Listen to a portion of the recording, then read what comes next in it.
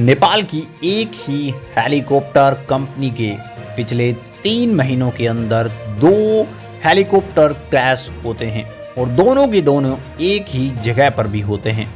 Actual में ऐसा incident कहें या फिर ऐसा संजोग कहें, और अब उस कंपनी को बंद करने की नौबत तक आ चुकी है।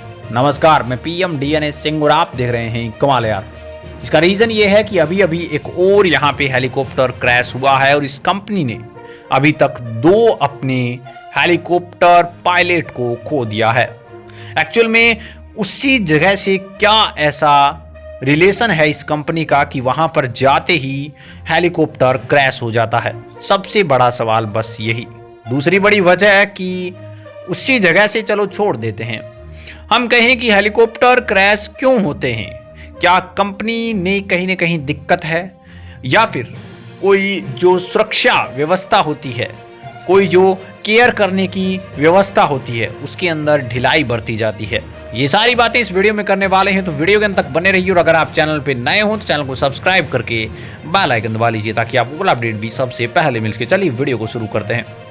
दोस्तों, मैं आपको बता दूं कि ये जो हेलीकॉप्टर क्रैश हुआ है वो 27 अक्टूबर को हुआ है और दुर्घटना में 2 पायलट अभी तक खो चुके हैं नेपाल का ये कंपनी। और इसके साथ साथ इससे पहले जो यहाँ पे क्रैश हुआ था उसके अंदर कई फॉरेनर भी थे जो कि अपनी जान खो बैठे थे, और इसका बहुत बड़ा नुकसान भी झेलना पड़ेगा नेपाल को। ऐसा क्यों, वो भी बताएंगे आपको।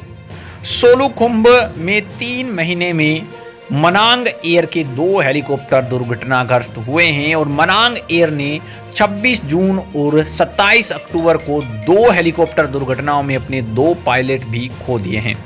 सोलुखुंभ के यहाँ पे लाबुचे में मनांग एयर हेलीकॉप्टर नाइड NANJ की दुर्घटनाग्रस्त होने से घायल हुए पायलट प्रकाश कुमार सेथेन की बुधवार को मृत्यु हो गई।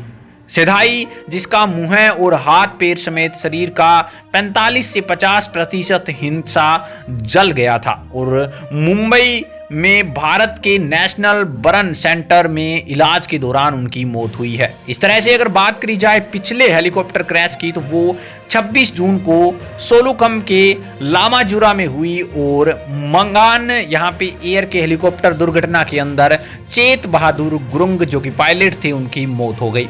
मनांग एयर के 9NAMV हेलीकॉप्टर के हादसे में पायलट गुरुंग समेत 6 लोगों की मौत हुई थी।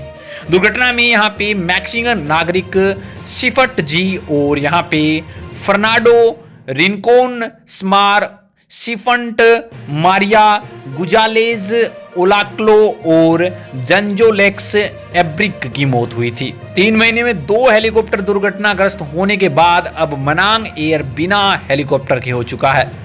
कहने का मतलब कि अब ये उड़ान नहीं भर सकते। इसके ऊपर 3 महीने का निलंबन लगा दिया गया है, पाबंदी लगा दी गई है और इस 3 महीने के अंदर मनांग की पूरी तहकीकात करी जाएगी। मनांग एयर अगर कहीं भी सुरक्षा व्यवस्थाओं को लेकर कहीं न कहीं ढिलाई में पाया गया तो ये कहीं न कहीं उसका लास्ट हेलीकॉप्टर होगा जो कि उड़ा था और क्रैश हुआ था। उसके बाद ये कंपनी ही बंद हो जाएगी। मैं आपको बता दूं कि ऐसे हेलीकॉप्टर क्रैशेस, इसके साथ साथ एरोप्लेन क्रैशेस नेपाल को कहीं न कहीं नुकसान पहुंचाते हैं। इसका रीजन ये है कि नेपाल एक टूरिज्म बेस्ड यहाँ पे देश है और उसके अंदर अगर ऐसे क्राइसिस होते रहते हैं, अगर ऐसा क्रैश होता है तो इसका मतलब ये हुआ कि नेपाल की एयरलाइंस के अंदर कहीं ना कहीं त्रुटि है और उस त्रुटि को देखकर जो विदेशी लोग हैं वो इसके अंदर चढ़ना ही नहीं चाहेंगे। तो हम कह सकते हैं कि पर्यटन जो आते हैं उनकी संख्या में कमी हो जाएगी और ऐसा नेपाल कभी भी नहीं चाहेगा क्योंकि ये सबसे बड़ा घाटे का सौदा होगा। और इसलिए उन्होंने दूसरा हेलीकॉप्टर क्रैश होते ही इस एयर कंपनी को यहाँ पे निलंबित कर दिया है 3 महीने के लिए, और वो भी अभी ऐसा भी नहीं कहा कि 3 महीने के बाद इसे शुरू कर दिया जाएगा।